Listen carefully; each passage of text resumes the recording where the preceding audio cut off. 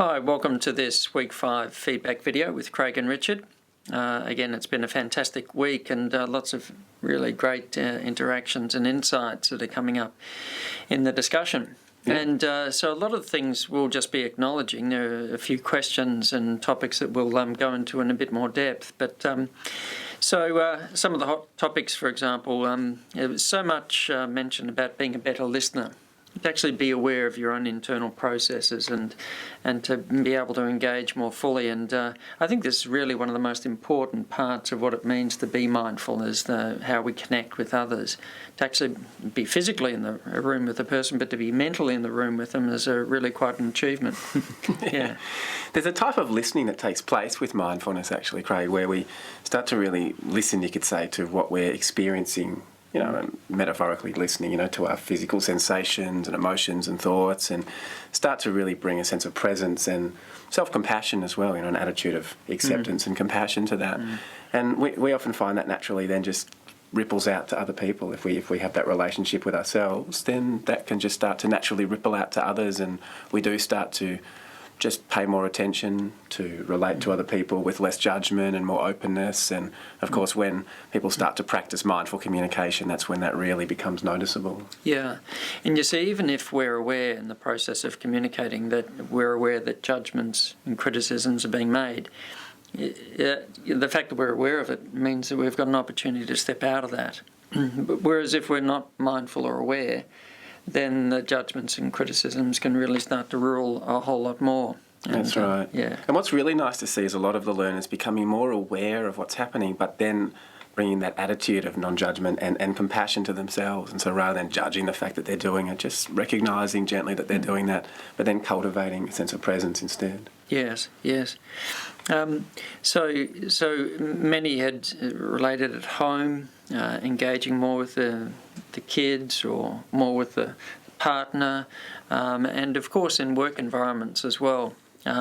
We can be so busy and under the pump that very often somebody's there and we sort of don't really turn fully our attention. So the effect that it's had on relationships has really been quite notable as well. Yeah. There were a few learners talking about the impact of multitasking as well. You'd like to say more on that in terms of impact on communication? Well, it's a really illustrative exercise, isn't it? That multitasking communication exercise with the iPhone, where we really start to notice that if we're doing anything else other than listening that's complex, even planning the shopping list, that somehow just gets in the way of actually hearing and actually connecting with people. So that's been certainly a big area of learning for a lot of people, that they've really started to notice all of the sort of attempts, let's say, at multitasking in their lives, and how that gets in the way of relationships with colleagues, particularly as well. There are a couple of really nice comments from people who started to really listen to their teenagers, their kids, and have real moments of connection with them, and that's of course really nice to hear.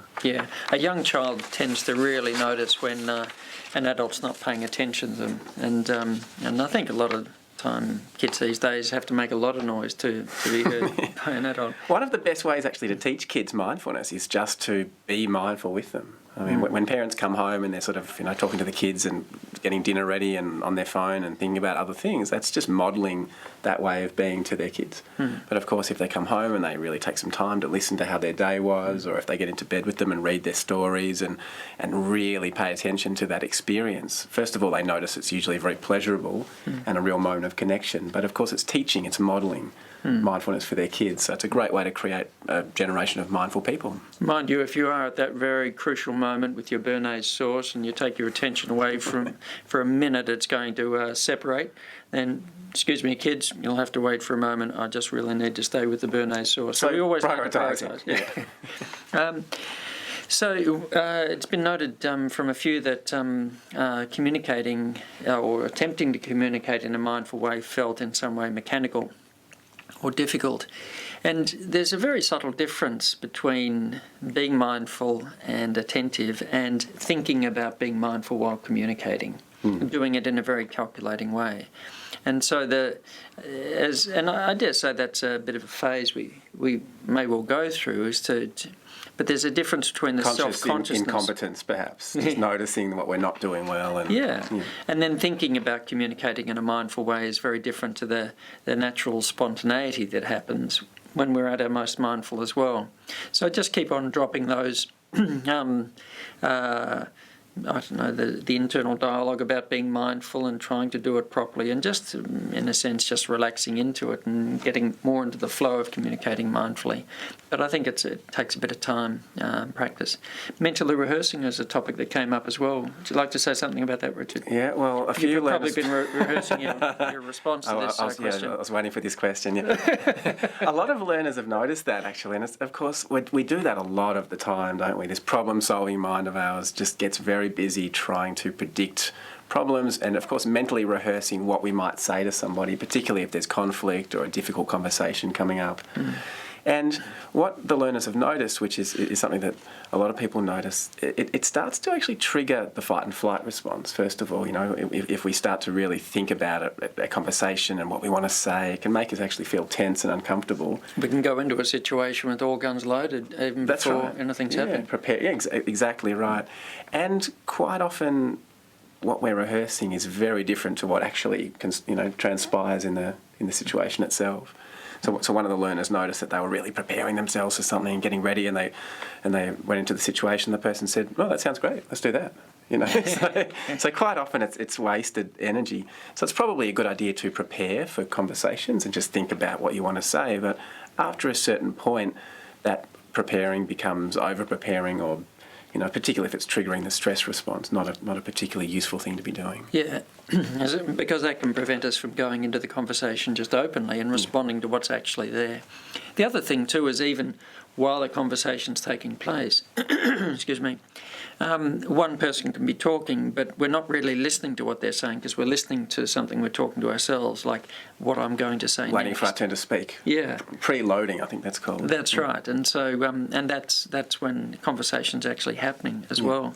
What about when people dominate conversations, Craig? That was a question that came up. When somebody just sort of doesn't let you get a word in edgeways and tries to dominate things, and how can mindfulness help us with that? Well, we can either just relax into that and just let the person have their go and wait till an appropriate time to respond. If something really is a one-way conversation and very unproductive and useful, and not useful at all, then we may decide that, just thank you very much and excuse ourselves and to go and do something else. We don't need to necessarily get into a competition with the person, and certainly we don't have to be there while they're talking and trying to think, what am I going to say, how am I going to, but either just settle into it and be with the person.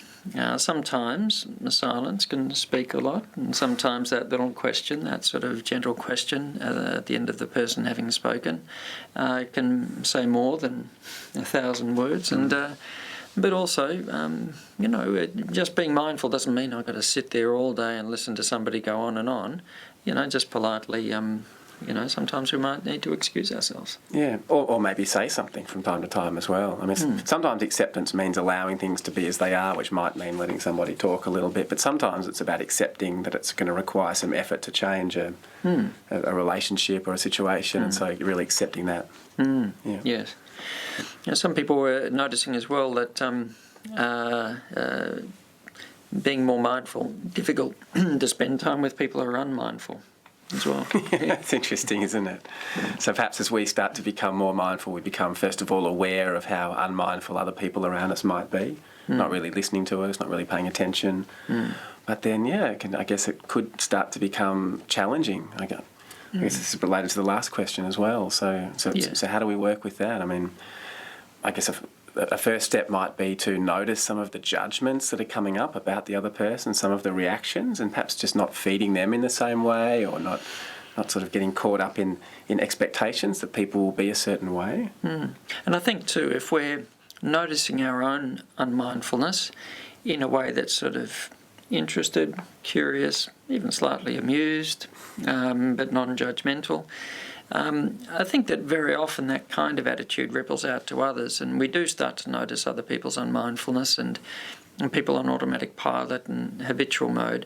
But hopefully it's not just compassion towards myself or compassion to others, it's just sort of compassion, curiosity towards everybody. And so I think that if we can cultivate the right kind of mindful attitude to ourselves, then we can be, I think, a little bit more patient and tolerant of the unmindfulness of others, because we all know what it's like to have been there. And perhaps trust our own sense of what we need in that conversation. Yeah, a lot of people talking about wanting to fix problems and this kind of impatience and urgency. And I think that the ability to just be at peace and present and accepting of a situation means that kind of urgency to quickly do something, impatience to reactively to try and fix something. Yeah. And I think very often when we're distressed by somebody else's distress, we want to get in there and quickly do something. And it's not necessarily to help the other person, it's more often I want to put myself out of my own distress by making things all right again. And so I think this ability to feel comfortable, to feel accepting, and just to be open to what's there can take that impatience and urgency out. And there may be something that might be quite useful, but it's not coming from a kind of an impatient place, which very often that's not the solution that the person might have needed. But I think more often the solution comes out of that place where we're just calm and at ease and more impartial. Yes, absolutely. And that's related to another comment that some learners made about carer burnout, really starting to notice that vicarious trauma that can take place and how there are these extremes of, I guess you'd say, reacting to that. One is, of course, to close yourself down and just be a bit cold and distant. And one of our learners noticing that they had been doing that. And I guess the obvious alternative is to get flooded by that and really take on that emotion and get sort of very caught up in that. But mindfulness offers us a middle path or an alternative where we can really connect and listen and be empathic and compassionate, but without getting caught up in the story, without needing to fix anything, without getting flooded by that. Yes. And respect, there's some questions around, is respect a part of communicating mindfully? Yeah, well, I would say it's fundamental to communicating mindfully, isn't it? I mean, there's a sense of respect that comes with really listening to somebody without offering advice or judgment or trying to fix or change anything. That in itself is a sense of respect. Yes, absolutely. And you know that it sort of almost happens as a natural course, is that, you know, when we pay more attention to a person, there's much more respect.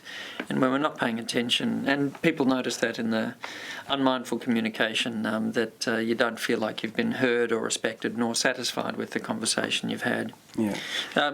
Slowing down, a lot of people notice, really actually help them to become more mindful and paradoxically more productive. It's an interesting thing, isn't it? Yeah, and even in counselling situations, psychologists quite often say, when I'm listening more fully and just in the moment with what's coming, and the next question asks itself directly from what the person said, we get to the point more quickly and more effortlessly. And so in all sorts of ways, paradoxically, the slowing down can actually help us. I think it's really taking the internal pressure out. So very often we're not necessarily moving more slowly, but there's not that kind of internal haste and pressure that makes us feel like there's this kind of over-revving inside, which, but it's, so it is really a win-win situation, feeling more comfortable. And this is one of the things that amazes me about, say, athletes who are, in really, outwardly look like, pressure situations, but when they're inwardly in the zone, they seem to have all the time in the world. Their response times, they respond. But it's this kind of inner state of calmness and presence that really helps us to do that. And not necessarily slowly. Mindfulness doesn't have to be done slowly. It just has to be done with awareness. I mean, if you see an athlete on the field, quite often they're moving very quickly, but they're just completely present and just very organic, spontaneous movement. And so that's what we're trying to cultivate with mindfulness. Yeah, the letters of Don Bradman, probably the greatest cricketer of all time, and he describes various times of batting. And a ball's coming at him at 150 kilometres an hour. Something very hard and very, a brick, basically. A flying brick. And he describes this incredible attention and just noticing which way the ball's going, spinning, how fast it's spinning. But the whole thing it's just like exquisite attention and awareness. And so being present, being mindful, is a very responsive situation. So it's not slow. And racing car drivers, when they're in the peak of their performance, describe this as well. Yeah. few other points we might just sort of briefly touch on. Some people have found and been talking about how mindfulness is getting easier for them as they go through the course, and other learners saying, well, it's actually maybe not getting easier, or why am I finding it hard? And I would say to that there's no right or wrong way to do this, and it's almost like layers of an onion. You know, sometimes when we sit to meditate, the mind calms down, or when we're practicing in our day-to-day life, we're just very aware and it's easy to change habits. And then other times we maybe notice something that we were unaware of before, where we, you know, become aware of a new habit, or we're just a little more distracted that day. And there's no right or wrong way to do this, and there's certainly no expected outcome here. No. And in a way, I mean, we could be, and I often use this metaphor of being a sailor. You know, we could sail on fair weather days and it's easy and it's pleasant, and it's lovely when mindfulness is like that. But it's not primarily an exercise in relaxation. If we experience relaxation, which we often do, then well and good. It's a pleasant side effect of mindfulness, we could say. But, if you really want to be a good sailor, well, you've got to go out on the rough days, and some days are pretty rough. You know, we're sitting down meditating in day-to-day life, and stuff is tossing us around, and it's really hard to stay on an even keel. But if we're prepared to just, okay, well, this is fine, this is just how it is today, this is how the emotions are, how the mind is, and if we've got a more tolerant and patient attitude of that, it's not a bad day. We're just, as it were, sailing on a pretty rough day. But mind you, if we learn to sail on those days, we'll become a much better sailor in the full term, and then just assuming that I only experience the easy days, the pleasant days, because we want to be able to master all weather, as it were. That's right, just learning to sit with a busy mind, learning to sit with uncomfortable emotions, that kind of thing. Yeah. A lot of people are saying when they observe thoughts, they're not there. It's an interesting paradox, isn't it, that one? Yeah. I sometimes think of it like the fog. There's a fog, and when the sun rises, the fog clears. And I think the awareness, when we bring the awareness directly to the fog of our thinking, it's sort of like burns off the fog and the fog's gone. And it's a surprising paradox, but the attitude in that sort of situation is complete non-reactivity to the thoughts, just observing them. It's really interesting, isn't it? People meditating on the breath, the body, listening, and of course thoughts are constantly distracting them, and the moment they bring their attention to the thoughts, just like little crabs in a rock pool, just kind of gone. It's a very common experience. Like cockroaches when you turn on the lights. That's right, exactly the same thing. Scattered.